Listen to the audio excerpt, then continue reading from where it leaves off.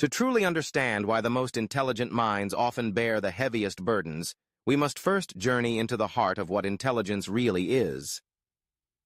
Intelligence is not a flaw, nor is it a curse, rather.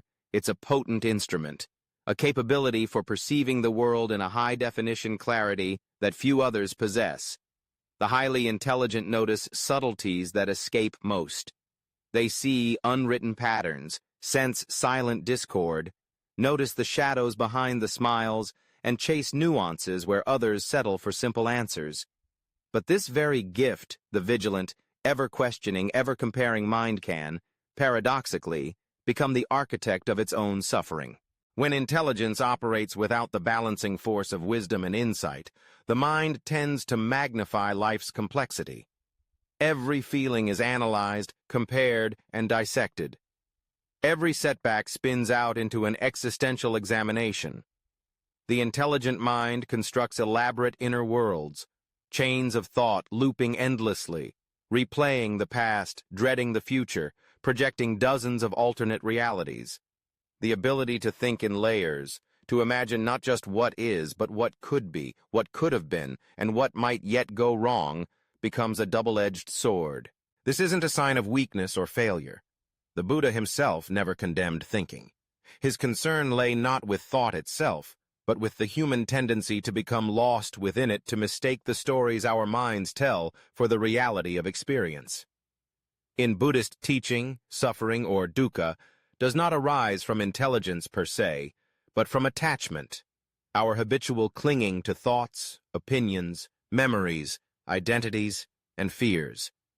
The more vivid and skilled the mind, the more intricate the stories, and thus, the more convincing the illusions that trap us.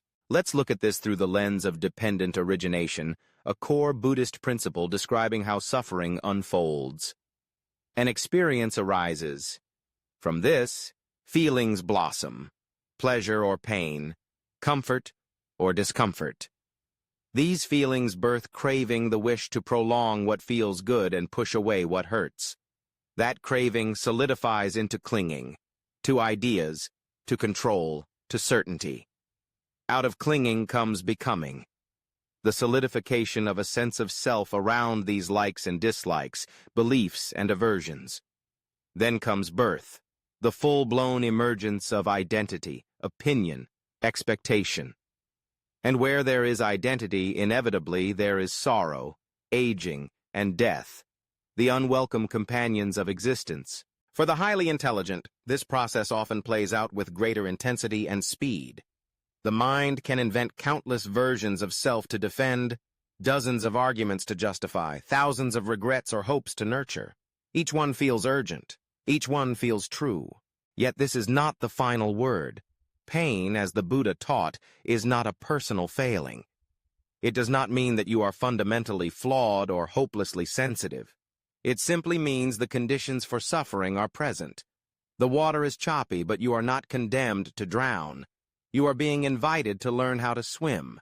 What then is the way out? Must we dull our minds or put up walls against the world? The Buddha's answer is a quiet revolution.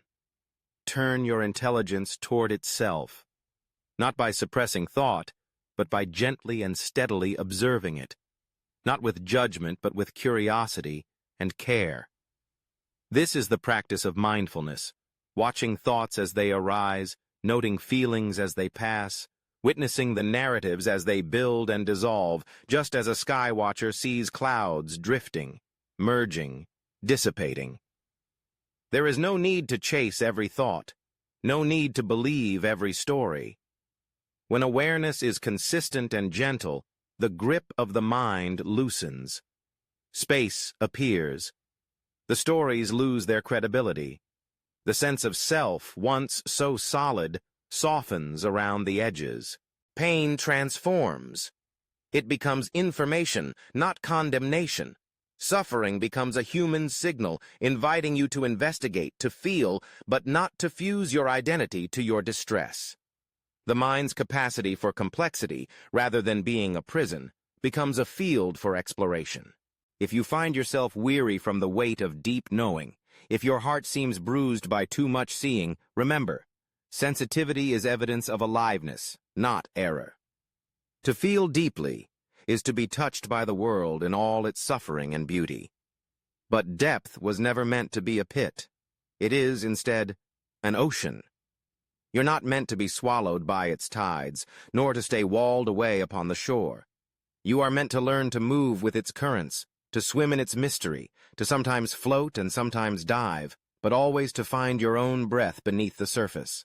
Suffering, then, is not the enemy of intelligence, it is the training ground for its transformation. In every painful narrative there is a hidden doorway. The mind that can perceive so deeply is also capable of seeing through its own illusions. The same energy that fuels overthinking can be harnessed for insight, for compassion, for recognizing that even the most compelling thought is just that, a thought. There are no heroes exempt from this path. The Buddha himself was once a seeker tormented by the enormity of birth, aging, and death. He walked through suffering and emerged with understanding not by escaping his mind, but by seeing it clearly, kindly, without attachment. His insight, shared through centuries, is that you too can walk this path. You can witness your own mind without becoming ensnared by it. You can feel the depths of the world without being drowned by them. Let intelligence be your lantern, not your chain. Let depth be your water, not your grave. Allow awareness, gentle and persistent, to be the raft that carries you across the tides of thought and feeling into the calm beyond narrative and fear. In that space, intelligence becomes wisdom, suffering becomes understanding, and you, finally, become free.